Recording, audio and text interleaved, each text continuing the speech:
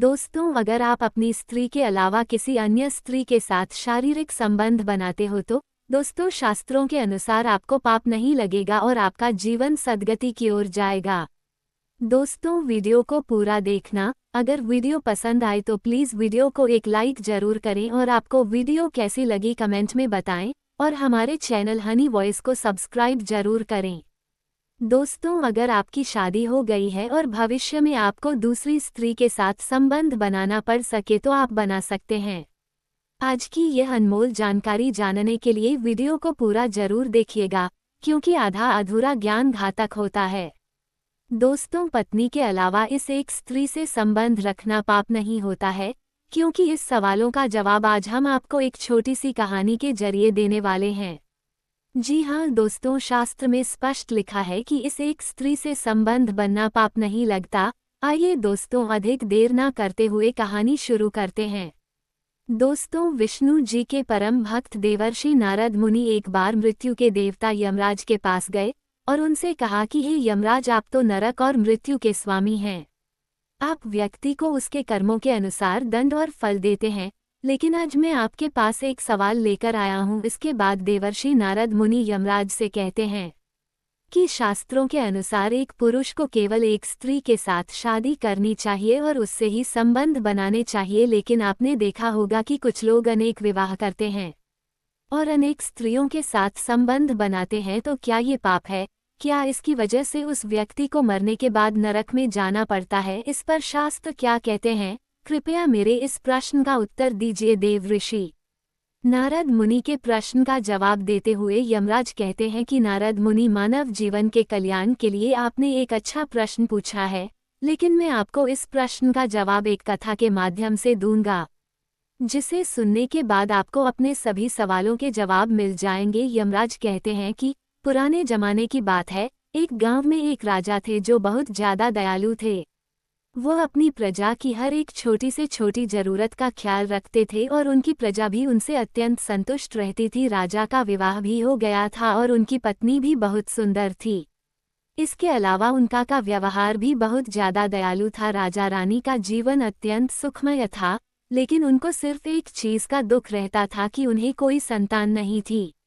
राजा रानी और गांव की प्रजा को इस बात की चिंता था कि राजा के बाद उनके साम्राज्य को कौन संभालेगा। राजा रानी ने अनेक वैद्य से अलग अलग उपचार कराए थे। इसके अलावा व्रत, दान, पुण्य, यज्ञ और संतान प्राप्ति के लिए कई उपाय भी किए थे, लेकिन उसके बाद भी उन्हें पुत्र की प्राप्ति नहीं हो रही थी। ऐसे में दुखी प्रजा ने राजा को सलाह दी कि उन्हें दूसरा विवाह कर लेना चाहिए ताकि उनका वंश आगे बढ़ सके और गांव को एक नया राजा मिल सके। लेकिन महाराज अपनी पत्नी से अत्यंत प्रेम करते थे, जिसके कारण उन्होंने दूसरे विवाह करने के लिए मना कर दिया। इसके अलावा उन्हें शास्त्रों का भी ज्ञान था, जिसमें बताया गया था कि एक पुरुष को केवल एक विवाह ही करना चाहिए।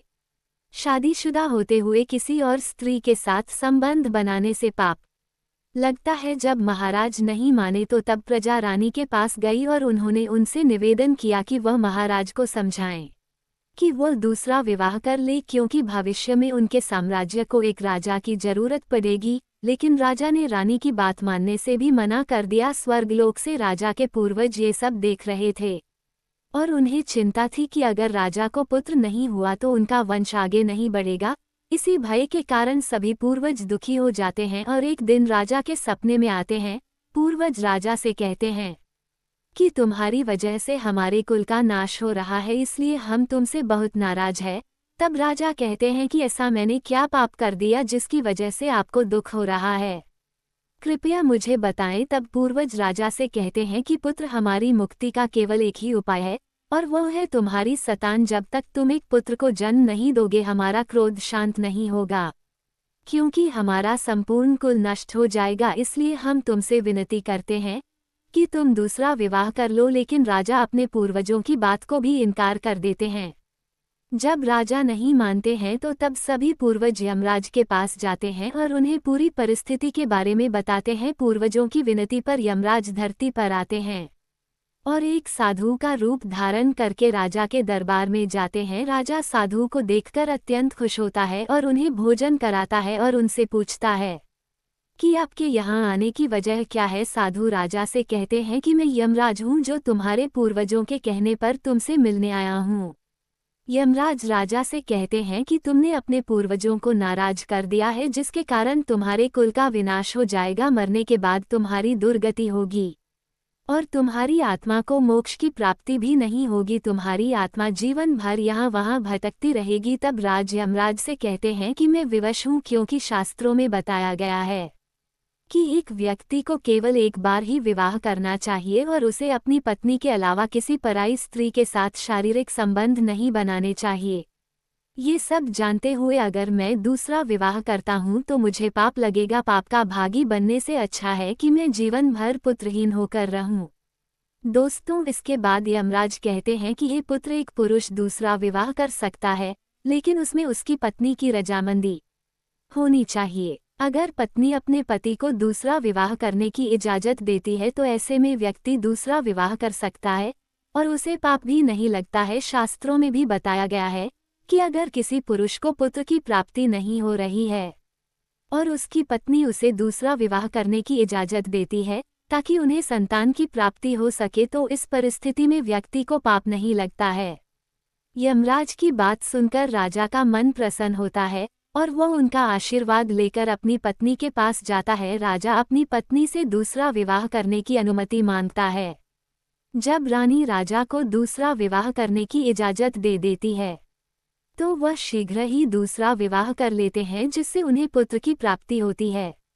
राजा के इस फैसले को देखकर रानी प्रजा और स्वर्गलोक में मौजूद राजा के पूर्वज भी प्रसन्न हो जाते हैं और यमराज का धन्यवाद करते हैं।